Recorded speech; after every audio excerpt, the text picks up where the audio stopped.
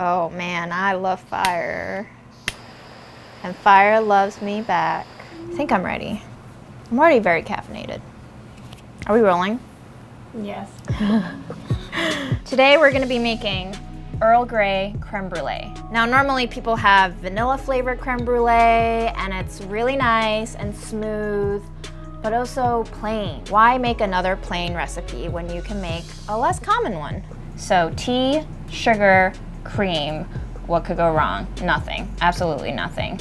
And we're gonna toast some sugar on top, give it a little crack, and have ourselves a delicious creme brulee. So I love tea and coffee. So I chose one of my favorite teas, flavored tea, Earl Grey. It has nice little flowers inside, and it's flavored with bergamot, which is a kind of citrus. That's kind of like a bitter orange. First things first, this is an extremely easy recipe, but a lot of folks are scared of it because one, it involves tempering egg yolks, and second thing that people are afraid of, the water bath. So creme brulee is basically like a steamed custard. It's cooked very slowly at a gentle heat with a water bath surrounding the ramekins. The custard tends to crack if you don't bake it with a water bath. I've experienced ruining whole batches of creme brulee because as soon as I take the water bath out of the oven, the water sloshes into the creme brulee, ruining all of them. So we're gonna try to not do that today. We're gonna take some granulated sugar, put half of it in the pot with the dairy. The tea goes in with the dairy along with a little bit of salt.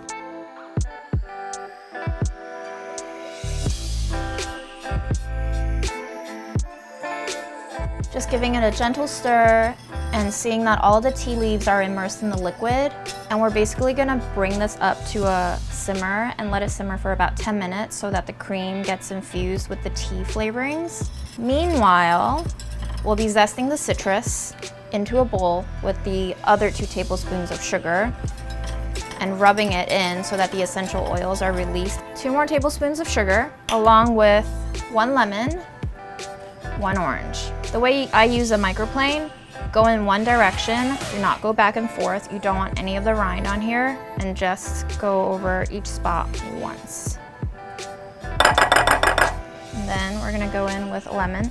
I'm using a Meyer lemon. You can use whatever lemon you want. It smells so good. Meyer lemons smell a little bit more perfumey than lemons. They add that nice, almost floral undertone, which I think goes really well with Earl Grey tea. This is the dessert to eat when you want to feel pretty. I'm just rubbing the zest into the sugar, and you'll see that the sugar will start turning color, and that's how you know that the oils are getting released, and it's infusing the sugar with all the different aromas. So just keep going for like half a minute until you see that the sugar is almost wet, sand in texture, and completely colored by the zests. So I know I said you let this go for 10 minutes, but be sure you're keeping an eye on it because if you don't, it will boil over like this. So just make sure that you're adjusting your heat, giving it a whisk every now and then to make sure that you don't have a creme brulee mess on your stove. In the meantime, we're gonna set some water to boil because we'll need it for the water bath. I usually boil about 4 cups of water. Oh my gosh, so it's been 10 minutes and our tea cream smells delicious. Friggin' fantastic. So I'm gonna turn this off, and now we're gonna move to the yolks. We're taking 3 yolks, about 50 grams, and we're plopping it into the sugar, and we're gonna agitate it constantly because we don't want cooked yolks until the mixture lightens and turns a little bit ribbony. That way we make sure that the sugar is completely emulsified and melted into the yolks before we combine the cream in. This helps to make a better texture in the final product. You're kind of aerating the yolks in here right now. We're constantly agitating it because if you leave sugar and eggs alone, the sugar will start to cure and cook the eggs. So this will take about 3 to 4 minutes. It'll work your bicep of choice. Now we can see that the yolks are lightened and it's developed this kind of thickness to it.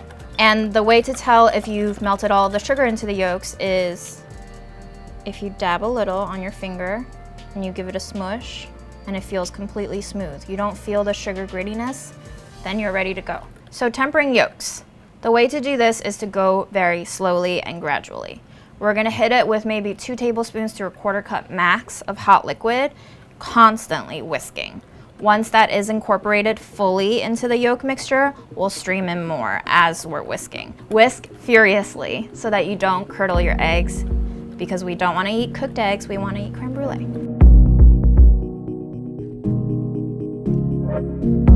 I really love tea, and I love how strong and sometimes bitter tannic the tea can get. So I'm gonna scrape all of the tea right into here so that I can press it when we strain it, because I wanna get all of that tea strength in my creme brulee. I think it does a really good job offsetting the sugariness of creme brulee. And even though this is a dessert, I still want it to not just be womp sugar. I want it to have some depth to it. So give it one last swirly do, and then we're gonna strain it into a measuring cup for easy pouring. Fine mesh. In case you curdled any eggs, this should get it out. Let's hope you didn't. And this will also get out all the citrus zest and the tea leaves to make sure that you have the smoothest creme brulee ever. Now we divide equally into 2 ramekins. There are these bubbles on top because we whisked it very furiously, and now we whipped air into it, and now it's bubbly. Normally it's fine. Bubbles are great in a lot of things, but not in creme brulee, because these bubbles will bake into little cavernous potholes, which will then trap your sugar when you go to dust it on top, which will then lead to different textures on top, and the sugar will burn in some spots and not in others, and that's how you end up with black burnt sugar versus dark amber burnt sugar. So we're gonna try to wipe those bubbles out. If you want a snack and if you want to taste your progress, you just take a spoon and you skim it, and you can taste if your product is good so far.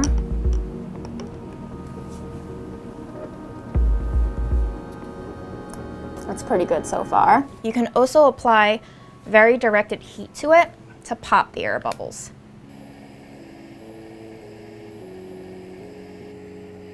If you go too far, you'll cook it. Don't do that. Do as I say, not as I do. And that's a mostly even surface for us to bake with. So normally, when you're making a big batch of creme brulee, you put all the ramekins into one baking dish and then fill the baking dish halfway up with water. And then when you go to take it out, one uneven slip of your arm or any really big movement at all will cause the water to go up like a wave and splosh into the ramekins. It's not a fun game. So what I've done is I've picked out some of our bowls in the kitchen here that are oven safe, heat proof, and fits exactly 1 ramekin. And these I can pick out of the oven, and because they're only 1 ramekin at a time, filled with a little bit of water halfway up the ramekin, it's not too heavy for me, so I won't lose my balance. There will be no water sloshing, and it's very easy to check up on the individual progress as they bake in the oven. This goes onto your shelf, and then you fill each one halfway up with water. Very slowly, very carefully, no water in the ramekin. And that's it. We're gonna let these babies bake for about 35 minutes until they're uniformly jiggly. So 35 minutes in, this is exactly what we wanna see. When you shake it, it looks like the texture of pudding. The slightest amount of jiggle, and the jiggle is very uniform. We're gonna let them cool off in the water bath for now, because I don't want you burning yourself, smashing glasses, trying to get these out while they're hot. Let them cool off for like 15 minutes, cool enough to handle. Take them out of the water bath, fridge them for 2 hours, and then we're gonna move on to the next step, which is probably the funnest part of creme brulee. Look at how beautiful it is. Okay, so a couple of tips about bruleeing this. You definitely want to start with a very even layer of sugar, as even as you can get it, so that all the sugar burns at the same rate. You also want to be moving the torch at a slow, gradual pace. As soon as you see the sugar starting to turn clear and developing the lightest bit of golden color, move on. The sugar will continue to cook itself and darken over time because the caramel is already burning at a very high temperature.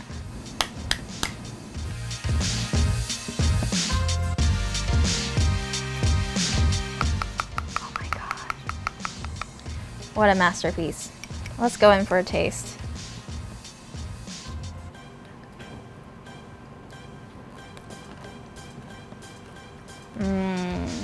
When I tested this, I started out with 100% cream as the liquid base, which was way too rich. It wiped out the tea flavor, which is why I added in a 1/4 cup of milk. It lightens it up, and now it's got this balanced tea flavor that's a little bit bitter. You get the fresh citrus burst coming under the tea, and then you get the crunchy burnt sugar on top.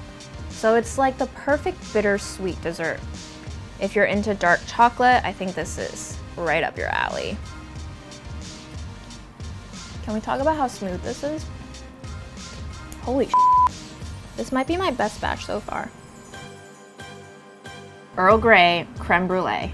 Let me know if you give this a try, and let me know if you loved it like I loved it. And be sure to like us, subscribe to us, write me love letters down in the comments below.